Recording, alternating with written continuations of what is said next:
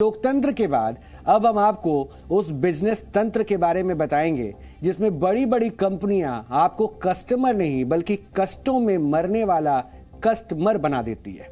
आप में से बहुत सारे लोग ऑनलाइन शॉपिंग के दौरान रिव्यू जरूर पढ़ते होंगे।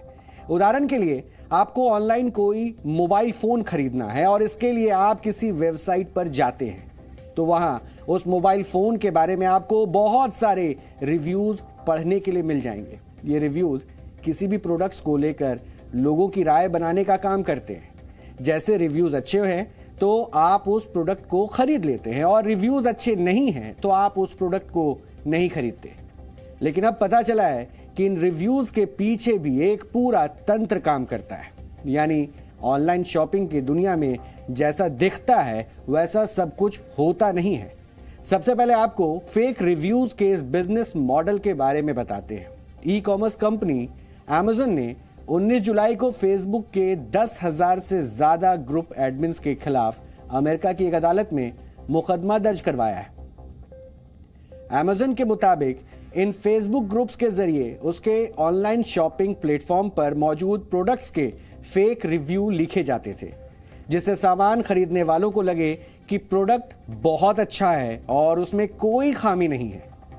फेक रिव्यूज लिखने वाले ये लोग Amazon पर मौजूद कई कंपनियों के प्रोडक्ट जैसे mobile phone, camera, earpods, laptop और ट्राइपॉड समेत दूसरे प्रोडक्ट्स के बारे में अच्छी अच्छी बातें लिखते थे ताकि ग्राहकों की सोच को प्रभावित किया जा सके। और आपको जानकर आश्चर्य होगा कि हर एक फेक रिव्यू की कीमत $10 यानी लगभग 800 रुपए होती थी। Amazon ने अमेरिका की अदालत को यह भी जानकारी दी है कि फेक रिव्यूज करने वाले फेसबुक ग्रुप में औसतन 40,000 से ज्यादा लोग शामिल हैं। फेक न्यूज की तरह फेक रिव्यूज का यह बिजनेस मॉडल कितना बड़ा है इसे आप इस बात से भी समझ सकते हैं कि इस समय दुनिया में ये फेक रिव्यूज सीधे तौर पर $152 बिलियन यानी कि लगभग 12 लाख करोड़ रुपए की ऑनलाइन शॉपिंग को प्रभावित करते हैं। इसके अलावा एक रिपोर्ट के मुताबिक आज हर ऑनलाइन शॉपिंग वेबसाइट या फिर होटल्स की वेबसाइट पर अलग अलग प्रोडक्ट्स के जो रिव्यू लिखे जाते हैं उनमें से 4 से 5% रिव्यूज फेक यानी कि फर्जी होते हैं। यह समस्या बहुत गंभीर है और आप भी शायद कभी ना कभी इन रिव्यूज की व्यू रचना में जरूर फंसे होंगे। इसलिए आज हम आपको जागरूक करना चाहते हैं और आपको बताना चाहते हैं कि आप ऑनलाइन शॉपिंग के दौरान खुद को फेक रिव्यूज से कैसे बचा सकते हैं।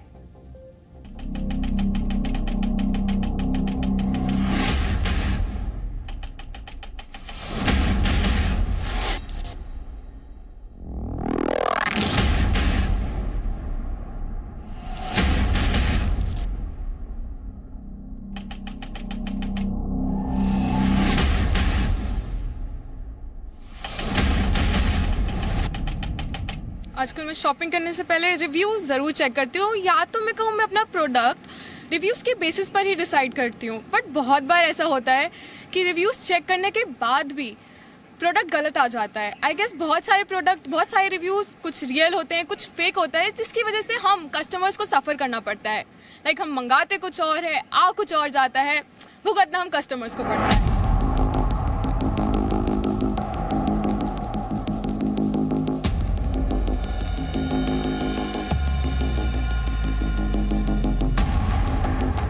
आई कैन से मेरे साथ ऐसा 20-30% बार हुआ है कि प्रोडक्ट्स का या तो साइज़ गलत आ जाता है, क्वालिटी ख़राब आ जाती है। मैं ज़्यादातर क्लोथ्स ही ऑर्डर करती हूँ, तो जी ऐसा हुआ है मेरे साथ। अच्छे रिव्यूज़ ज़्यादा होते हैं और honest reviews I would say कम होते हैं, अच्छे रिव्यूज़ ज़्यादा होते हैं।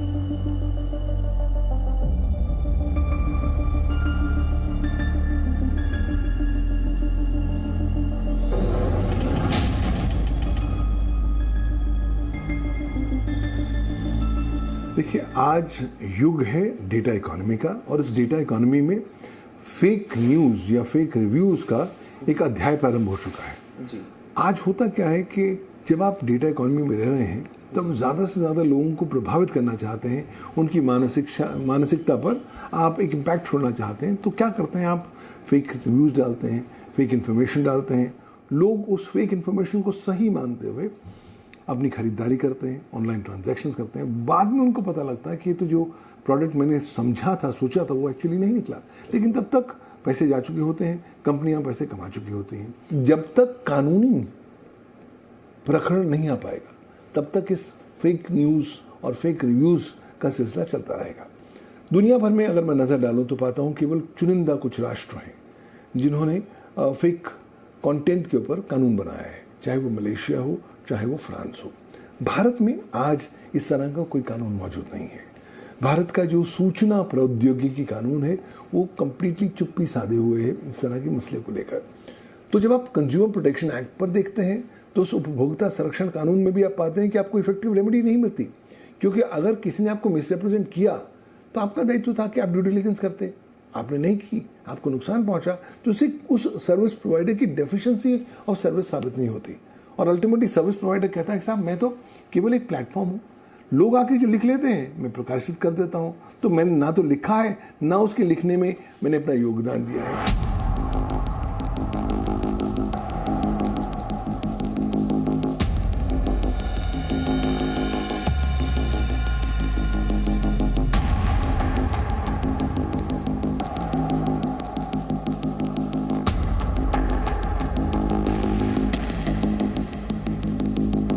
कंज्यूमर को यही सावधानी बरतनी होगी कि सिर्फ रिव्यू पर भरोसा ना करें।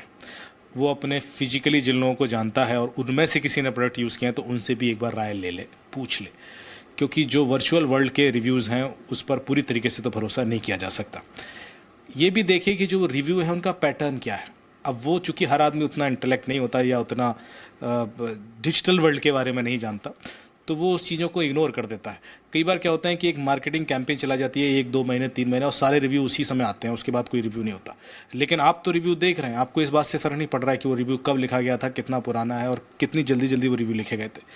तो उस वजह से आप ओवरऑल ओपिनियन बना लेते हैं। मेरे ख्याल से यदि वो पैटर्न देखेंगे तो वो कैच कर सकते हैं कि रिव्यू फर्जी हो सकते हैं।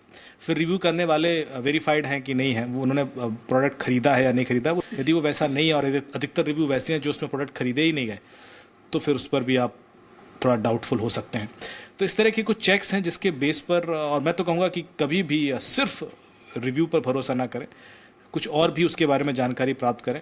वो ऑनलाइन भी मिल सकती है आपको और वो पूछताछ करने से भी पता पड़ जाता है। ये थोड़ा सा यदि आप कोशिश करेंगे तो शायद सही प्रोडक्ट की ओर पहुँच पाएंगे।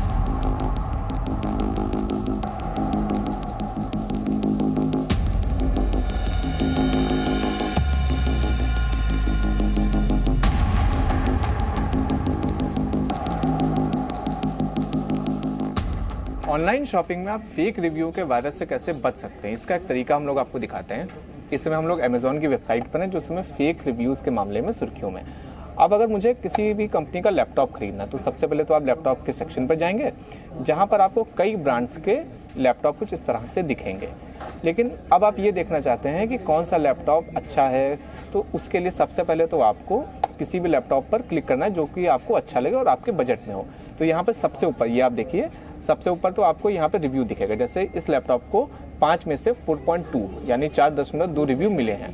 अब इसके बाद जब आप नीचे स्क्रॉल डाउन करेंगे तो आपको कई लोगों के रिव्यूज़ मिलेंगे जिन्होंने कथित तौर पर इस लैपटॉप को खरीदा है। जैसे ये आप देखिए एक ऑप्शन आ गया टॉप रिव्यूज़ फ्रॉम इंडिया। इसमें आप देखिए पहले पे 5 स्टार, फिर 3 स्टार, फिर 5 स्टार, फिर 1 स्टार, फिर 3 स्टार, फिर 4 स्टार रिव्यू यहाँ पर हैं। और इसमें लोग बता भी रहे हैं कि वो इस प्रोडक्ट में कितनी अच्छाइयाँ और वो कितना खुश हैं। लेकिन अब अगर आप जानना चाहते हैं कि इस प्रोडक्ट में क्या खामियां हैं तो सबसे पहले आपको सी ऑल रिव्यूज़, ये जो आपको दिख रहा है, इस यहाँ पर क्लिक करना है जो कि सबसे नीचे की विंडो में आता है। अब यहाँ पर आपको टॉप क्रिटिकल रिव्यूज़ मिलेंगे, यानी जो लोग इस लैपटॉप की खामियां बता रहे हैं उनके भी आपको जो संदर्भ है, उनके जो एक्सपीरियंस है वो आपको दिखेंगे। फिर आपको ऑल क्रिटिकल रिव्यूज़ ऑप्शन पर क्लिक करना है। तो अब आप देखिए इस लैपटॉप में जो भी खामियां हैं वो सभी आपको यहाँ पर दिखेंगी कि कुछ लोग यहाँ पे बैटरी की शिकायत कर रहे हैं, कुछ लोग यहाँ पर प्रोसेसर की शिकायत कर रहे हैं, कुछ लोग यहाँ पे फ़ैन नॉइजी होने की शिकायत कर रहे हैं। तो इससे आप आसानी से फैसला ले पाएंगे कि जिस प्रोडक्ट को आप खरीद रहे हैं उसमें क्या अच्छाइयाँ हैं और उसमें क्या खामियाँ हैं, और आप फेक रिव्यूज़ के चक्कर में पड़ के अपने पैसे को बर्बाद नहीं करेंगे।